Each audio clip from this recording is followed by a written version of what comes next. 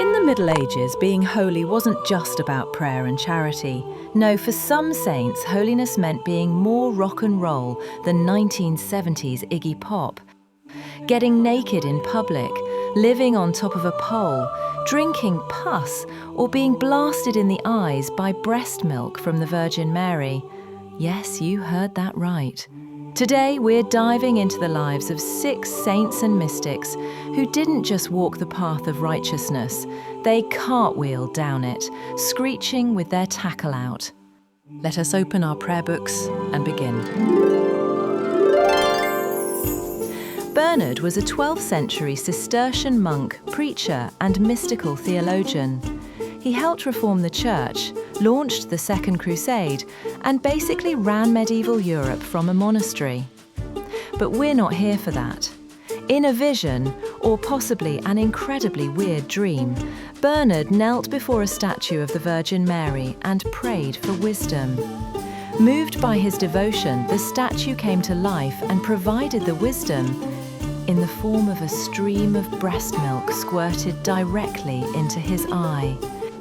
And because this is the Middle Ages and they hadn't yet figured out perspective, this was considered beautiful, deeply symbolic, spiritual nourishment via ocular lactation. This is now known as the lactation of St. Bernard, and it was so popular that artists painted it again and again. Because nothing says divine enlightenment like Mary hosing down your face with a milky hose. St. Simeon lived in 5th century Syria and decided that monastic life just wasn't miserable enough. So he did what any reasonable person would do. He climbed up a pillar and stayed there for 37 years, like a pigeon for Jesus. The pillar started small but kept getting taller, eventually over 50 feet high. He stood, sat, slept, ate and prayed up there. No bathroom breaks. Use your imagination. Disciples sent food up in baskets. He preached to the crowds below like a holy crane operator. During his time, emperors wrote him letters, and pilgrims flooded from across the empire to seek his advice. He basically became one of the first celebrity influencers, which is ironic, given he probably went up there in the first place to get away from people. St. Francis grew up wealthy, but then he found God and things got weird. After hearing the call to renounce worldly possessions, Francis literally stripped naked in public, handed all his clothes to his furious father, and declared that he now had no father but God, which his father must have thought quite an overreaction to asking Francis to tidy his room. Standing there stark naked in the town square, Francis officially married his new lover, Lady Poverty. She was not present for the ceremony. From then on, he wandered barefoot, hugged lepers, and occasionally rolled in snow to fight temptation. He even received the stigmata, the wounds of Christ, and hid them under bandages because being that holy was kind of embarrassing.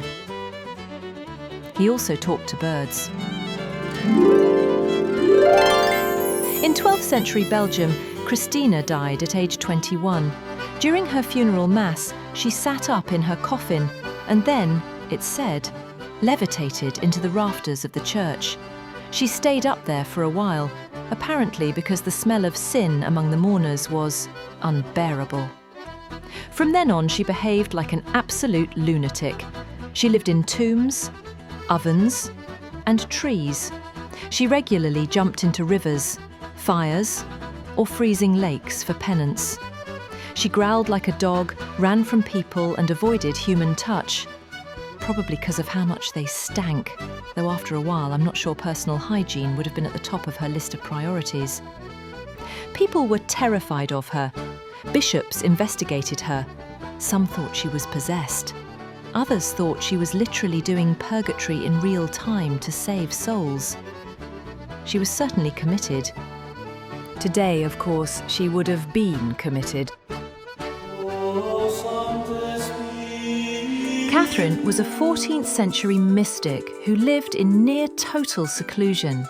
She barely ate, she slept on boards, and she had visions of Jesus almost daily. He's the most beautiful man in the world! In one vision, she married Jesus, and he gave her a wedding ring made of his own foreskin.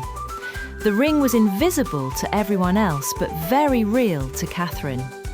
She even claimed Jesus gave her his heart in exchange for hers. Her physical body suffered. She experienced spontaneous bleeding, trances, and years of starvation. If this sounds intense, it was.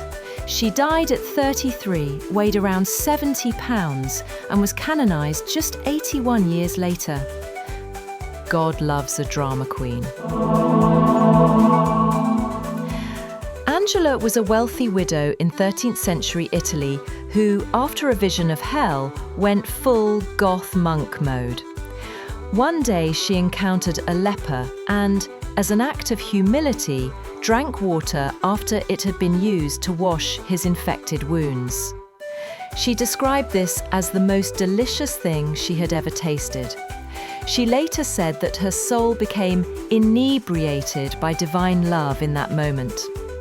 Meanwhile, everyone else nearby was probably dry heaving into a hedge. She wrote about these mystical experiences in brutal detail: blood, pus, suffering, you name it. One of her favourite prayers was to ask God to strip her flesh from her bones. She died after years of illness and intense, gory ecstasies. Some people should just get laid once in a while. These saints weren't just pious, they were spiritually unhinged. They pushed their bodies to the brink and redefined what it meant to be holy in an age that saw suffering as salvation. Were they visionaries, martyrs of the flesh, or just medieval performance artists with a Jesus complex? We'll let you decide, but maybe don't drink any leper pus or strip naked in front of your dad while you're at it. If you enjoyed this dive into medieval madness, hit the like button, subscribe, and let us know which saint you definitely not want to sit next to at dinner. Thanks for watching, and stay astonishing.